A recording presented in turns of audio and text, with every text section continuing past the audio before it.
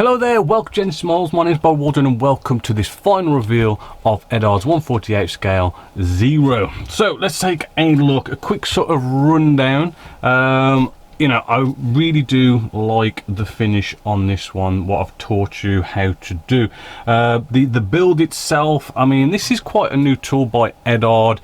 It's around about £30 here in the UK, and you know, the whole Property Pack, you get all that really nice, sort of bring you in nice and close, all that sort of photo etch cockpit, which really sort of jazzes things up inside. You get the canopy mass and everything, which helps with the canopies as well. As I say, it's only about 30 quid, so it's a really good bargain if you ask me. The surface detail on these kits, as you'd expect from Eduard, absolutely lovely, sublime surface detail.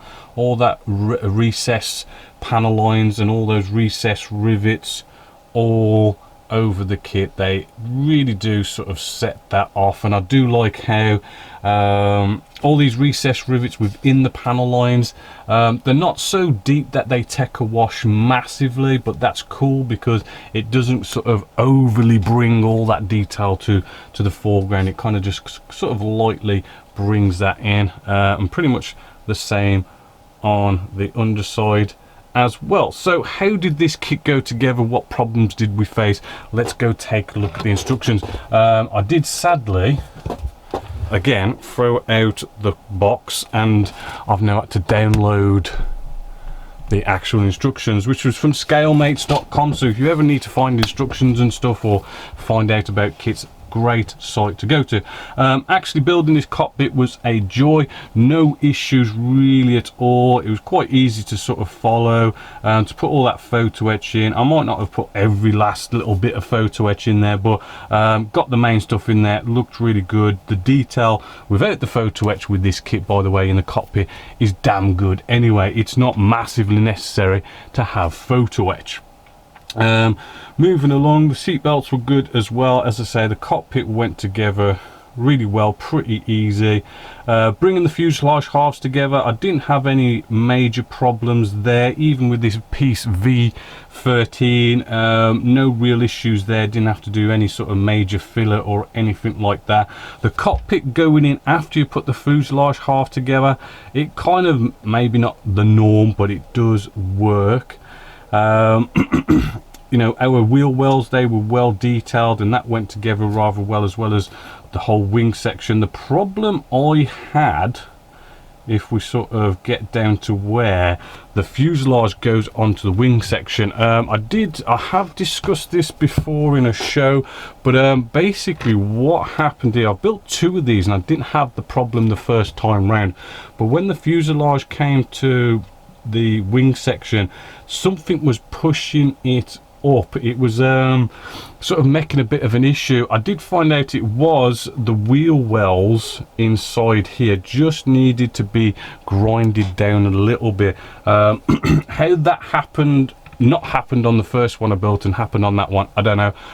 Maybe I needed to like sort of compress pieces as you glued them a bit more or something like that, but it wasn't an issue. If you kind of find out where I grinded it, you can just know what to do in the future anyway.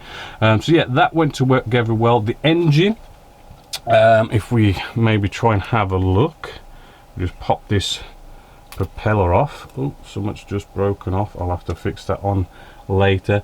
The engine, as you could see, I did kind of go quite basic. Let's move that out the way so you can see I did go quite basic. I kind of just did a quick sort of natural metal finish, right? In fact, I think I might have actually used AK's acrylic brushes to paint all of this, to be honest with you, because I was experimenting with it. I can't remember, or was it another build? But yeah, went together quite well. You can see in there enough to put a bit of effort into it, as you can see. There's the engine. Strangely enough, I forgot H8. Somehow I glued that together and I forgot to put that in, but in all honesty, it just hasn't really shown up. It's probably, if you go for the what are these, like exhaust sort of flaps or something. If you have them in the open position, you probably see that a lot more, so you probably definitely want to sort of go down that route of putting that piece in. But I forgot to put it in, and it's not really been much of a problem. So moving through the instructions a bit more. Engine cowls, these two pieces went together and had no issues, no real major filling, sanding or scribing there, so no biggie there. This, putting it on, admittedly you had to sort of make sure you were lining it up right. What I mean by that is making sure it's not sort of a bit wonky, making sure it's all square. Apart from that, it wasn't too bad.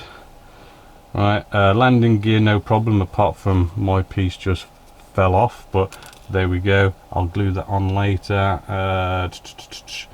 Yeah, apart from that, no other major issues. Canopies fine.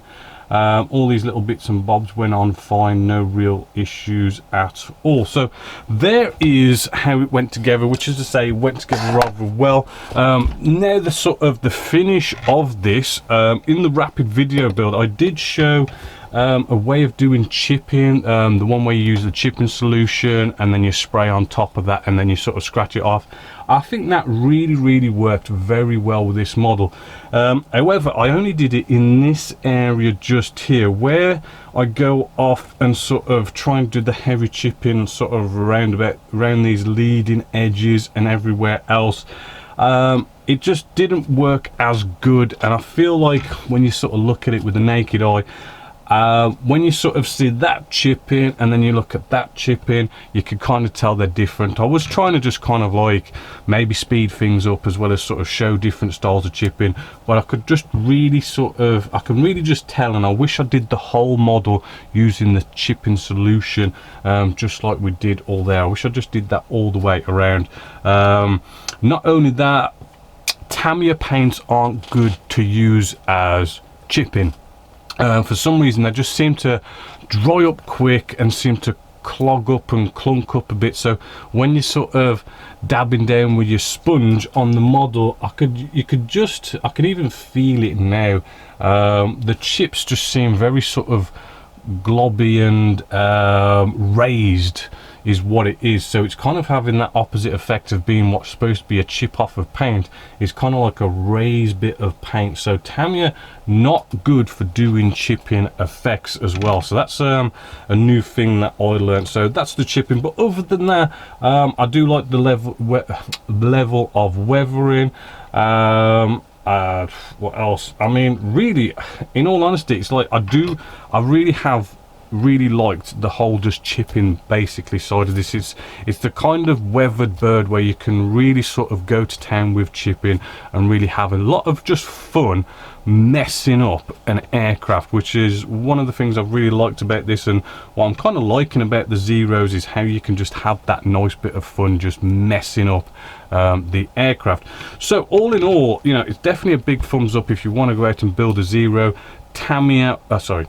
Eduard 1/48 scale is definitely the aircraft you want to get, and they have so many reboxes of this. You've got so many different markings and whatnot that you can do. You've got plenty of choice by Eduard, and as I say, cockpit detail is good in there anyway. You don't necessarily need photo etch, but it is a little bit nicer if you do go off and get it. So other than that, hopefully you have enjoyed watching this as a rapid video build, and getting my sort of final thoughts and conclusions on this build. So other than that, until next time, my name is Bob Waldron, this is Genesis Models, and I hope you've enjoyed.